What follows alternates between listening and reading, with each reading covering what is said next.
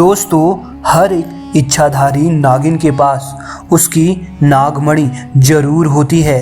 कहते हैं जब स्वाति नक्षत्र की पहली बारिश होती है तो उसकी पहली बूंद कोबरा सांप के मुंह में चली जाए तो वह सांप अपने मुंह से नागमणि उत्पन्न करता है। जब एक सांप नागमणि पा लेता है तो उसमें कई असीम शक्तियाँ आ जाती हैं, जैसे नाग का मनुष्य रूप धारण करना, मन चाही जगह पलक झपकते पहुंचना, अपना आकार बड़ा कर लेना या मन मर्जी छोटा कर लेना आदि बहुत सी शक्तियाँ वह प्राप्त करता है। कहते हैं नागमणि की रोशनी बहुत ही ज़्यादा तेज होती है कि इसका प्रकाश कई किलोमीटर दूर से भी देखा जा सकता है। परंतु दोस्तों, एक इच्छाधारी नागिन अपने नागमणि को छुपा कर रखती है, परंतु जब कोई उसकी नागमणि उससे छीन ले तो नागिन का गुस्सा सातवें आसमान में होता है। ऐसी ही एक सच्ची घटना आज हम आपको बताने वाले हैं, जो कि बिहार के दरभंगा के एक ऐसे गांव में घटा जो कि जंगल के बिल्कुल करीब बसा हुआ है। इसी गांव में सौरभ और गोपाल नाम के दो व्यक्ति रहते थे। दोनों की अच्छी दोस्ती थी और दिन के समय दोनों लोग बकरियों को चराने जंगल साथ जाया करते।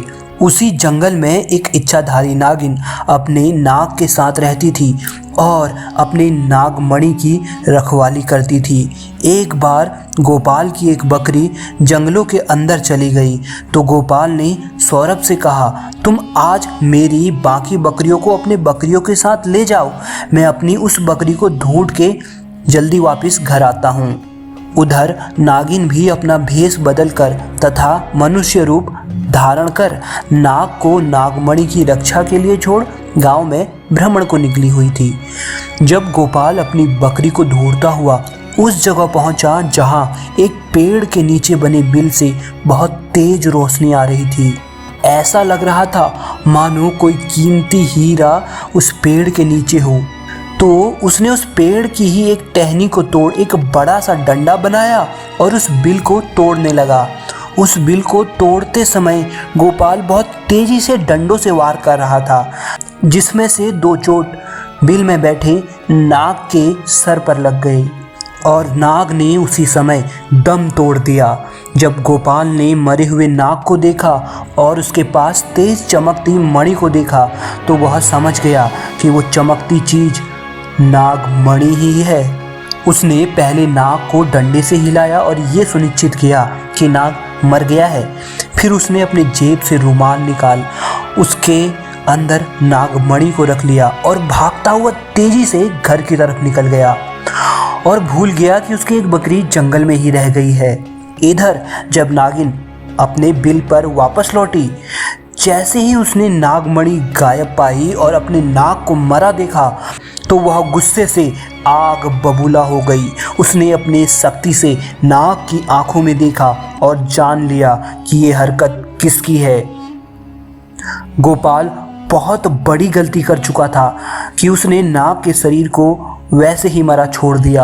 अगर वह नाग के शरीर को उसी समय जला देता तो शायद नागिन को गोपाल के बारे में पता ही नहीं चलता। उधर गोपाल बहुत खुश था क्योंकि उसे दुनिया की सबसे शक्तिशाली चीज नागमणि जो मिली थी। गोपाल जब घर पहुंचा तो सबसे पहले उसने नागमणि अपने हाथ में पकड़ी और यह इच्छा जताई कि उसकी खोई हुई बकरी उसे मिल जाए। दोस्तों, उसके अगले ही पल वह बकरी उसके घर के दरवाजे के पास खड़ी थी। गोपाल ये सब देख बहुत खुश हो गया। उसने नागमणि की सहायता से अपने घर को ही बदल दिया और गांव का सबसे अमीर इंसान उस नागमणि की सहायता से वह बन चुका था। उधर नागिन अपने नाग का बदला लेने के लिए बेकरार बैठी थी, परंतु वह विवश थी क्योंकि गोपाल के पास नागमणि थी और वह तब तक गोपाल को नुकसान नहीं पहुंचा सकती थी जब तक उसके आसपास वह नागमणि न हो। दोस्तों, कहते हैं एक इच्छाधारी नागिन बगैर नागमणि के कोई भी रूप धारण कर सकती है। अपनी इसी शक्ति का फायदा उठाकर नागिन एक सुंदर कन्या का रूप धारण किया। और जब गोपाल किसी काम से दूसरे गांव जा रहा था तो वह बीच रास्ते में बैठ गई और रोने लगी। जब गोपाल ने देखा एक बहुत सुंदर स्त्री रो रही है तो वह तुरंत बैलगाड़ी से नीचे उतरा और उस स्त्री से पूछा कि आप क्यों रो रही हो।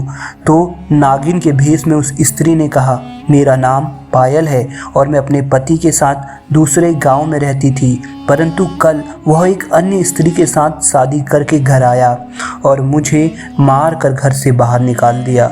मैं बेसहारा हो गई हूँ। गोपाल को उस स्त्री पर तरस आ गया और उसकी सुंदरता से गोपाल बहुत आकर्षित भी हुआ। वह उसे अपने साथ घर ले आया। धीरे धीरे नागिन ने गोपाल से दोस्ती शुरू करी और दोस्ती इतनी गहरी हो गई थी कि गोपाल उस नागिन के प्यार में फंस गया।